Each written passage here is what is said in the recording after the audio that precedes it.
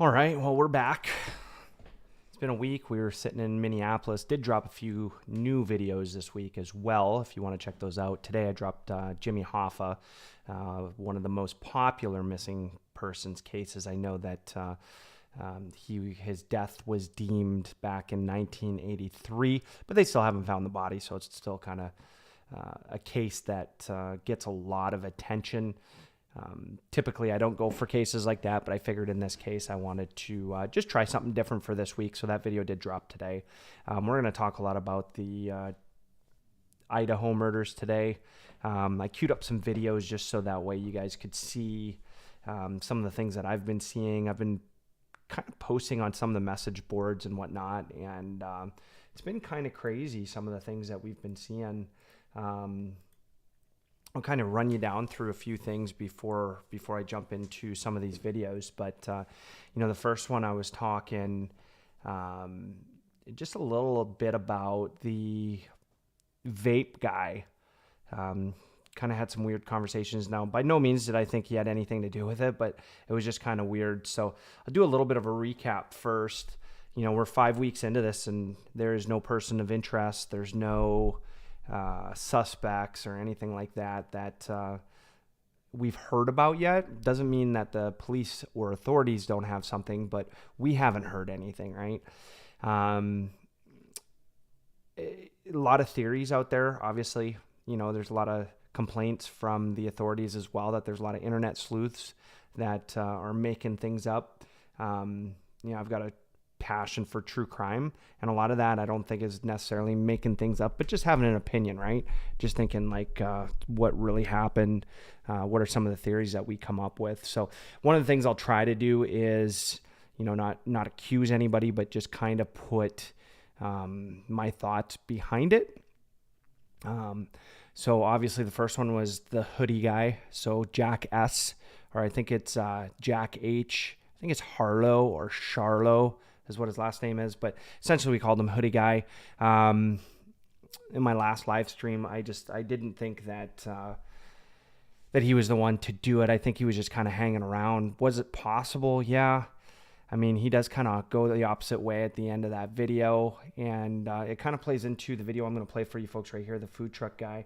Now, keep in mind, this guy, no way that he had anything to do with it, but he has some good things to say, so I kind of wanted to work through this a little bit with you and some of the things that he hit. So that's why I got my headset on today, so that way you guys can hear, I can hear, and it doesn't come too crazy. So let's start with that. Wow. Or we'll start with ads. This and make a video real quick and kind of just squash some stuff that I've been seeing. So, first and foremost, I feel super awkward that I even have to make this video, but I've been not really keeping track of all of the stuff that's going on with this investigation for those girls that were killed. And so just think, to put some context into what he's saying right here, a big part of this is everybody that's come forward and provided any information has been getting doxxed. And then obviously the internet is flowing to that real fast, depending on who they think did it. Joe was obviously one, which is crazy because he was just kind of standing there. And you'll hear this later on in the video where he says, he had cameras at his house and he's got timestamps and all that stuff. No shot that he was the murderer. Now, I'm not a police officer. I didn't see those videos, but, just based off what he's saying, he just seemed like a guy that was standing there waiting for his food. And you'll kind of hear that in the video as well. But there's been some crazy stuff, hoodie guy, another one, neighbor. There's a lot of folks that have been blamed for this. And obviously it can't be all of them. So, when he says, feeling kind of awkward, it is pretty rough. So we'll watch a little bit more of this, but kind of interesting so far in just this first part of the video. And I promise I'll play more of the video this time before I pause it. To start off, the very next day when they had announced the murders and when they had shown the photos, as soon as I saw the photos, I messaged the two people that were in that video that I was talking to, my neighbor and then another guy that we had met earlier that night who I thought was really cool. And we invited him to come with us to Grub Bus. And I was like, hey, weren't two of these girls at the Grub Bus with us last night? And they couldn't remember, but um, they were also very drunk, and I was not. So I did have, there's a drink called a Larry Craig. That's like a really popular drink over here. I did have one of those at Corner Club, but I mean, other than that, I was totally sober. When they confirmed that those were the girls, the only reason I knew that it was those girls was because I saw the video that said, oh, they were seen at this thing. Because I actually called the police right away and was like, hey, I think I might have information. Um, I just need to know like what was one of the girls wearing, because I remember one of them had like pink, because the one that bumped into me at Corner Club was wearing pink. But nobody called me back from the police, and I was like, okay, they're probably just sw- So a couple of things that he says here that I think is really important is first thing, Corner Club. He had one drink when he was there. Corner Club was the bar that was where Kaylee and Maddie essentially were, and then the Grub Bus is where they end up, and you see those videos. I won't play this whole thing because basically he's going to talk a lot about what his involvement of interaction was with the girls, and and he does talk a little bit about Kaylee being intoxicated, and in his opinion, she was more intoxicated than anybody else that he noticed, and that was because she had bumped into him at the bar and she was wearing pink, so on and so forth. But he doesn't really tie that back to anything. It's just an observation that he makes, and he goes on to say that. A lot of people have reached out to him and want to get his side of the story. And he's just basically saying like he doesn't have anything that's relevant to this case, and he doesn't want to provide any information that wouldn't be relevant to the case. And not that he's withholding anything, but he feels like he's already told the police everything that he can remember for that night. He also kind of talks a little bit about how people have called him out for memorizing as much as he had, but he makes a good point of, when he had heard that it was the two girls that he was waiting with, not that he was waiting with, that when he was waiting, they walked up. He kind of hits that. So I'll kind of go towards the end and maybe we'll hit that a little bit. 97% of shoppers and then we'll get don't make another a ad. purchase on the first visit to your website. I should have went right to the source, Admiral's but that's retargeting. okay. because I'm not monetized instead anyway, of so it helping doesn't them matter. when they were drunk, they were entertainment. 97% of shoppers don't make a purchase on the first visit to your website. Admiral's retargeting. While I was waiting for food, they were just the entertainment.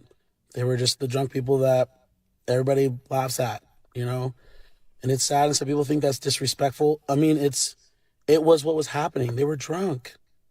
They were out there drunk like that.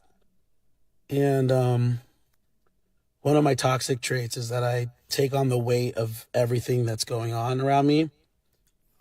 All right, so I'm going to leave it at that for that one, which is pretty interesting. But he kind of talks about them being drunk, and not that had anything to do with their murders. He is very clear about that. As quite honestly, he doesn't tie anything back to the murders. He's very forthcoming, and he doesn't know what happened. He didn't see anything out of the ordinary while he was waiting for the food. He was just kind of explaining that that was the reason why those cameras were there on the Grub Bus, and that they use that for Twitch. They have a Twitch channel or a live streaming channel that you can go see, and it says, usually late at night, you'll see cops come up to get their food, and then people leaving the bar to get their food. And, it's a good source of entertainment. He doesn't talk about negatives or positives of those cameras being up, but he did say that the girls were kind of playing around a little bit and trying to go through the window of the Grub Bus, and just some light, playful banter, which I thought was pretty interesting. So the second one I watched this week, here's the vape guy. This is the one, and I got a story for you. We'll watch a little bit of this from News Nation. This is typically what I've been watching a lot of is News Nation. So, being part of enjoying true crime, there's a lot of folks that I follow, and I can show you that after of everybody that I'm following, just to kind of get their perspectives and to see what's up. And I post a lot on these forums as well. I think you might even see me post. Yeah, you'll see me post on this one. So I was the very first person to post on this one. And we'll talk about this a little bit. I'll open this up so you can kind of see, but I'll let you watch a little bit of this, and then I'm going to pause it just to kind of show you what's going on. And then instead of watching the whole thing, I'm just going to watch a little bit of it, go down and read my post out, and then we're going to kind of analyze the video a little bit more. So let me start with this, just about 30 seconds. Multiple times as well. What about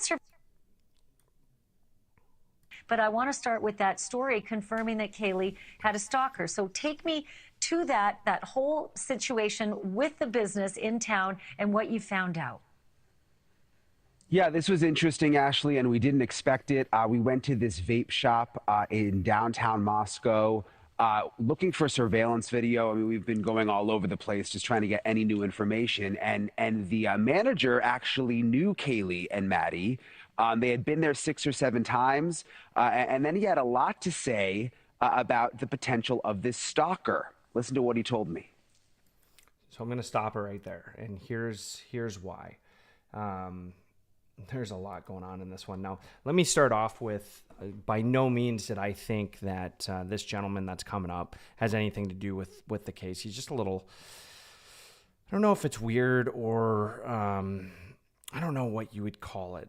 I just get some weird vibes in what he says, and he's just offering up information that just doesn't seem super relevant with what's going on. But you'll see, like, I get roasted a little bit just because what I said. I did say that, you know, I thought it was a weird conversation for him to have, and you'll get to see this video in just a second. But there's a lot of people here. Some of them agreed. A lot of them didn't know. A lot of them were, you know, it's not weird to have a conversation about safety, which I get. But being in retail, it felt a little weird having a conversation about stalker. And the weird part for me, though, wasn't the conversation itself, was when you go through this video, Kaylee never actually says she has a stalker. He says a lot that it was motioned to, it was assumed, things like that. And that's the part that kind of throws me off a little bit, because she never actually says it. And this is what I was trying to point out. And I didn't do a good job on the post of pointing that out because people, and it was just too hard to write out. And it felt like it was very combative any way that I wrote it. So I just kind of let it be. And figured I would just cover it on my live stream, but you'll see the post on News Nation here. But let's listen in for a minute. So Kaylee and Maddie would both come in very happy, very friendly. You know, they always were just such a smile on their face. Just like pretty much you would say they're the light of the world, pretty much. You know, always happy, go lucky. They always came in just chatting. They always came with a group, like I said. They probably, I'd say 4 or 5 girls at most, all the time. They come in together. And I made a joke about it earlier. It was like, you know, hey, you know, coming together and stuff like that. You know, just, you know, it's nice to see you girls trying to stay safe. And one of them more or less openly says, oh yeah, we've had a friend of ours be stalked before, so this is kind of why we all travel in a group like this. And just was it Kaylee who said that? Do you remember? No, it was Maddie who actually said that. So Maddie said it, and it was kind of like more mentioning, like motioning to Kaylee too, like who was right next to her. So you could tell that like they obviously all were trying to keep Kaylee safe, you know, and to be there for her as good friends. And then yeah, to know that a few weeks later, now I won't see them, you know, anymore, anything like that. So it's crazy. How long before the murder about was that? 3 weeks. 3 weeks. 3 weeks beforehand, because I was telling them I hope they had a good Thanksgiving break and everything like that too, because I didn't know if I'd see them again. So, because with a lot of the times with the kids, with the way after the pandemic, some of the kids leave in waves. So I was like, oh, I don't know if I'm going to see you this weekend or not. Hey, hope you have a great, you know, Thanksgiving with your family. And that was the last I saw them. Did they elaborate any more on the stalker comment? They more or less kept making the comment that it always seemed to happen either by the campus or down on Main Street. And the last time the Kaylee more or less made it sound like it seemed like it was down on Main Street, and that the person was coming from like around the Corner Club area, and then like as far as I remember, it's the guy who ended up like trying to go and talk to her, and then he gave up on it and he ended up walking away. So she thought she was being stalked up to a certain point, and then looked behind her and he was no longer behind her. So I just want to make sure that I get it right. So yeah. Just tell me again exactly what you remember. Just more or less, I made a joke about them being in a group, and they just said, yeah, you know, one of our friends, and motioning to Kaylee that she'd been stalked recently, and so that had people constantly following her around. And it's not just a one-off thing, that this is apparently something that Kaylee had tons of issues with. That apparently she always had somebody who's constantly walking behind her like that. So, and it was more so at nighttime when they were out there drinking and stuff like that. Because I asked them, like, is it at school? And she's like, no, when I'm at night, going out to the bars or coming back from the bars. And again, living down that way. Did she specifically mention the corner club? Not the corner club, but just in that general direction and stuff like that. So the only reason I would assume the corner club is because that's the only bar that's down in that area anymore now. So we used to have two. One was CJ's and then the corner club. It's just corner club now. Then a whole block before it mingles. So. How many times did you see Kaylee and Maddie? How many times would they come to the store? I'd say. So let's unpack that a little bit. He says at the beginning that Kaylee didn't say anything about a stalker, but everything that he referenced back to was a conversation that he made sound like he was having with Kaylee, right? Where it happened, how it happened, what bar, or you could assume, quote unquote, fill in the blanks, more or less was used quite a bit. Which tells me that this is a lot of information that he's filling in and a lot of information that you're hearing from the news. And, you know, he may have remembered some stuff from their last interaction while he was in the store. And keep in mind, this was 3 weeks before the murder. So the interview happened 4 weeks after. So almost 2 months later, that's a lot of information to memorize. And not saying that people can't do it, but to start off the conversation saying, hey, Kaylee never said that she had a stalker. And she never talked about it, but her friends motioned to it. But when he was asked about the details he makes sound like they were provided by Kaylee, like she had talked about it, and there was multiple times that this happened, and so on and so forth. And for me, that's what made the conversation a little bit weird, because one, that's a weird way to start out with a joke like that. But, you know, I get it. Small town. It's retail. People say a lot of stuff in retail. I fully understand that. I'm in retail, and people do offer up a lot of information. I've never put out a joke like that, just because to me, safety is pretty important. So I would never have a joke like that. I may inquire or, you know, solidify like, hey, you know, good job walking in groups. That's what you should do. But in a small town where I also come from, people that know me know that I'm from a small town. That wasn't something that was at front of mind. And you can't have it both ways. It can't be a nice, tight-knit community and have murders happening at the same time. I hate to say it, but you just can't. If it's a really nice, tight-knit community like you see on my post, then why are you worried about safety? Just something to think about on that one, right? So there's a lot of things that are just kind of not going together when you're listening to this. And I don't know one way or another. Again, I don't think he has anything to do with it. I just think that some of this stuff probably did happen as he remembers it. And some of it, I think, was probably filled in the blanks from some of the media coverage and some of the news that's come out since the day that they were murdered. So I don't think that this is helping the cops out at all. I think that this is actually just making it a little bit more difficult for some of the folks that are in tune from a true crime perspective to kind of understand what he's trying to unpack. And I think it's leading us down a road that we're just not sure if we should go down or not. This, to me, does not say that Kaylee had a stalker or did not have a stalker. I don't know. But I kind of go on the side of her family where they weren't sure about it, and I would think they would know more about it if the police shared that. So, sorry, that's my dogs in the background. I'll finish up this one, then I'll go to the one that kind of weirded me out the most. Again, this guy, I don't think he had anything to do with it. I think he's just trying to be very helpful, and I think he's just putting in some information that he was hearing along the way. Now that I'm trying to think back in my head, I've only saw them maybe like 6-7 times total. So I say probably since the start of this beginning of this year.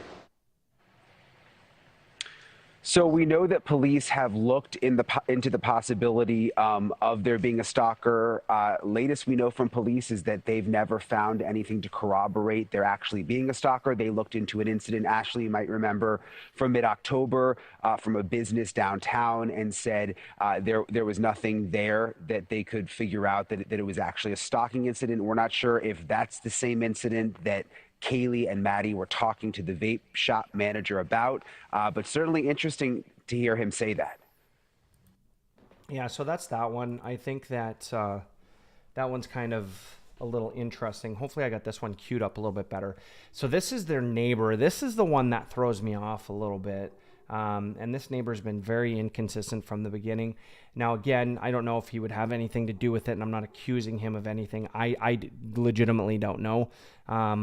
I actually have a totally different theory where I would like to see more information on Kaylee's boyfriend, aka ex-boyfriend Jack. I'm not saying he did it either. I just don't have enough information out there. But this does seem like a crime of passion for how it went down. So I would think it would be somebody that was close to one of the four. Doesn't necessarily mean that it has to be Kaylee. I know that name's been thrown out a lot, that she may have been the targeted one, or, based off of second and third hand information, that her wounds were significantly more brutal than the others. And, some of that was kind of released from the police, but not in the details that you would see from the media. So I can't speculate on that. I just would like to see, what it would, because Jack lived pretty close as well, her ex-boyfriend. But again, the family did say that they 1,000, 2,000, 3,000, that was a quote, support him and say that he didn't have anything to do with it. But he does have access. He's close. He's a 30-second walk, maybe even less, to the house. He knows the house very well. He knows how to get in, knows how to get out. He would also know the codes to the doors. So there's just some things there that I would like to know more about. Again, not accusing him. But jumping into it, let's look at this one right here. So this was the neighbor, and the neighbor was a weird one. This one, and I use the word weird. I don't mean like weird as an individual, just how they come across and how they're presenting information. And before I play this, I do kind of want to say that it may be hard if you've never been on TV before, or you've never done an interview before. You might be a little bit nervous, and maybe that's what's happening here, where the neighbor kind of comes across as nervous. I don't know, because I've obviously never been a part of, one, an investigation like that, and then two, being put on TV for the masses to see. So I don't know how a human should react in that. So I'm actually giving him the benefit of the doubt a little bit and saying that some of the odd behavior in how he presents his story comes across. But for me, what was weird is he came out and said that he didn't hear anything, and normally he would. He didn't hear any screams, and then he comes back and said, well, maybe he did hear a scream. And, and that's a real possibility too. At the end of the day, it's traumatic, right? It happened very close to his house, and it might have needed a couple of weeks to process that. I know I probably would, and most individuals would probably need that same thing as well, where you just need a little bit of time to process what happened and to really go and think deeply of that night, if there's anything that you can remember, right? So I do understand all of that, but this was still just an odd interview to me, and I'm going to play some of it. I'll stop it and just kind of recap a little bit of it, but let's take a look at it together. What are you doing today to change your mood? Or we'll look at the ads first. 30 minutes ago? It's always got to have an ad. I've taken this. Might have heard a scream. Move forward, he did a Reddit AMA. And in that Reddit AMA, he decides to mention that he had met the victims, or at least some of them. He mentioned Kaylee by name in that memory of bringing over wine and meeting them, saying they were beautiful and joyful. All of these things kept coming and coming, and I thought, I have got to talk to this guy. What else does he know? And Phil, I'm going to get to you in a second about what your impression with what. I thought I had it queued up. It's almost hilarious to me that. Sorry, I thought I had it queued up. This is Law and Crime Network, by the way. This is another one. Again, I'll show you at the end everybody that I follow. Yeah, I don't know. I think it's kind of, it's almost hilarious to me that people think I did it, and they're like telling me like, yo, you did it, and it's like, I don't know. It's kind of like the equivalent to like flat Earth theory to me. Did you think there was anything strange about his responses, and what were people thinking of him? I do think there were things that were strange about his responses. I think that, I do want to know, again, more about him. And I think it's fair that people are questioning him in chat. And I want to say, I know that true crime sleuths in the true crime community get a lot of flack from speculating about certain people. But I want to say he is the one that has come forward. Let's lay that out here first before we continue. He came out and stated he might have heard a scream. He came out with the Reddit AMA. He has shared a lot. So what we're processing as a true crime community right now is things he's chosen to share with the public. I do want to lay that foundation here. I think it's fair that people are skeptical of him. First, contradictions, changing stories, going as far as editing his Facebook post to say he heard a scream, or he did not hear a scream, and now he has possibly maybe heard a scream, in addition to saying he had met the victims. That was what was most prominent to me in that Reddit AMA. Wait, you've met them? He's never said that before.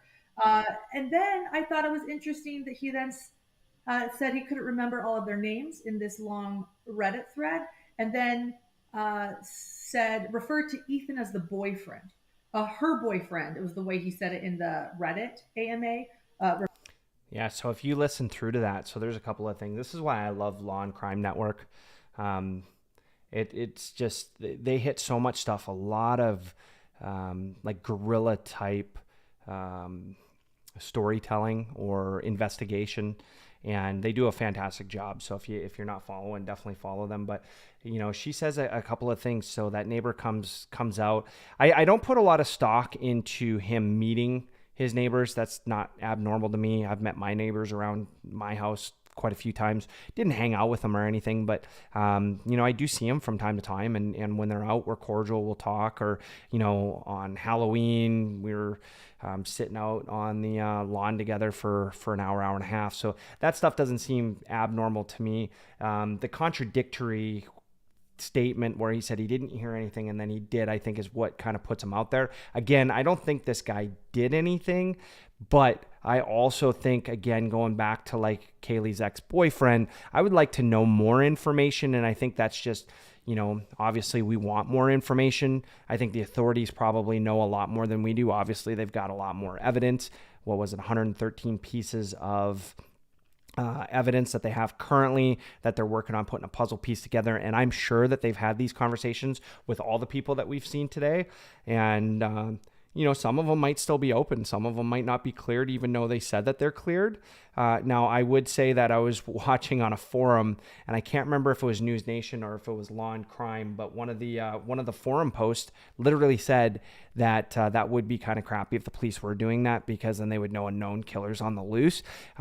So that kind of got me thinking a little bit. Maybe they don't, but still, I don't know if this neighbor had anything to do with it, or just based off what he's doing, is he going for 15 minutes of fame? And I'll let you folks be the judge. We'll keep going here. Referring to Xana, he mentioned Xana and Kaylee by name, said he couldn't remember Maddie, although he does follow Maddie on Instagram. And then said her boyfriend, Xana's boyfriend. He also said that in the interview with me, he called Ethan the boyfriend twice. And I finally said Ethan's name. This is strange to me.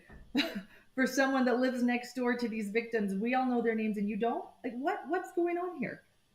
Yeah, and he said on there that some of the nicest neighbors, he loved his neighbors. They were really nice people. Phil, for people who don't know, you are not only a legendary homicide detective, but also a master interrogator.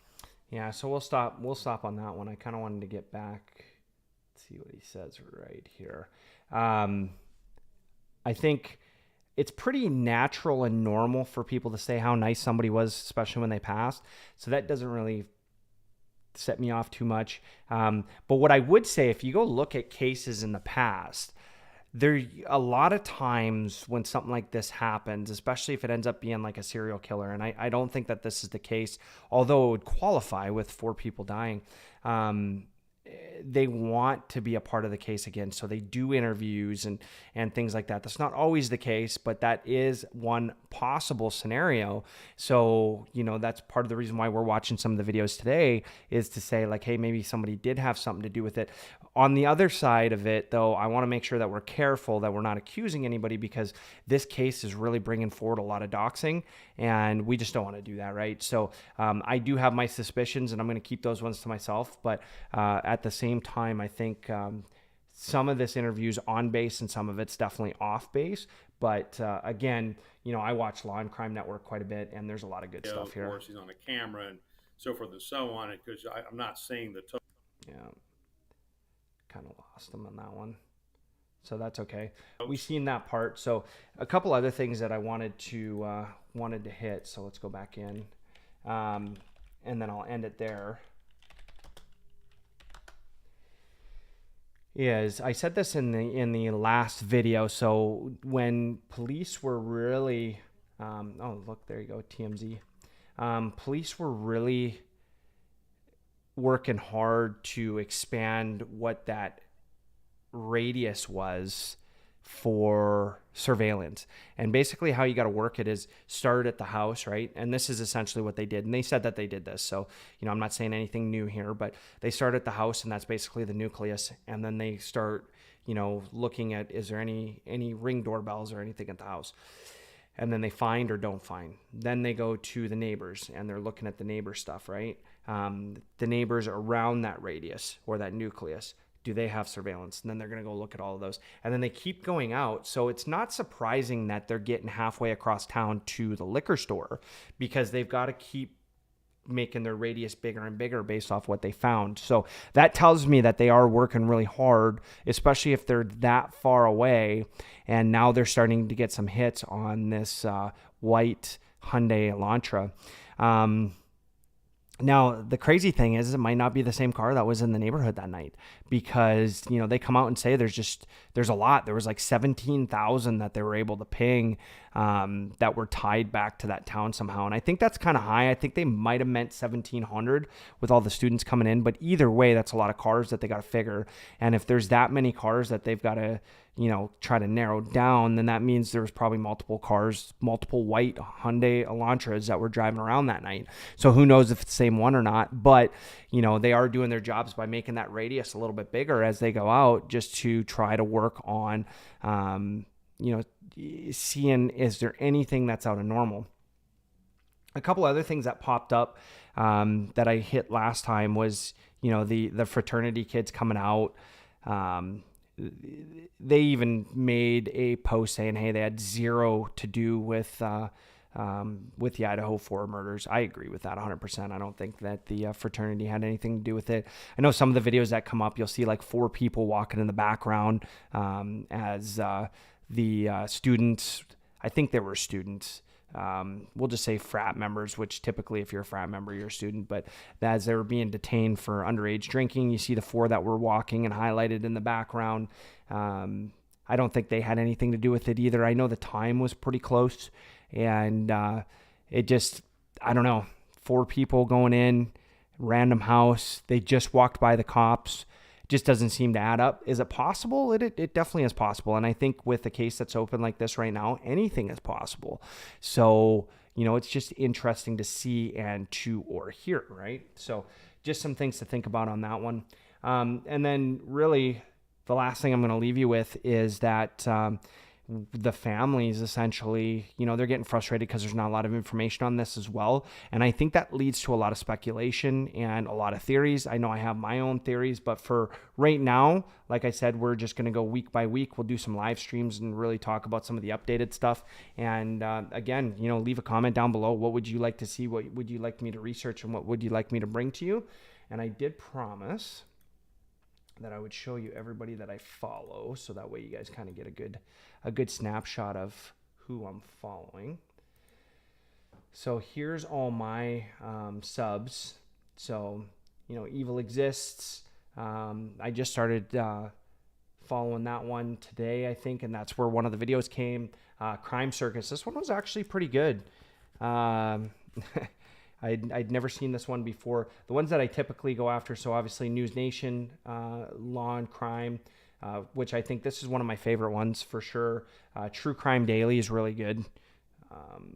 Christina Randall, she does a lot of different things. Obviously, she's really popular, probably needs no introduction.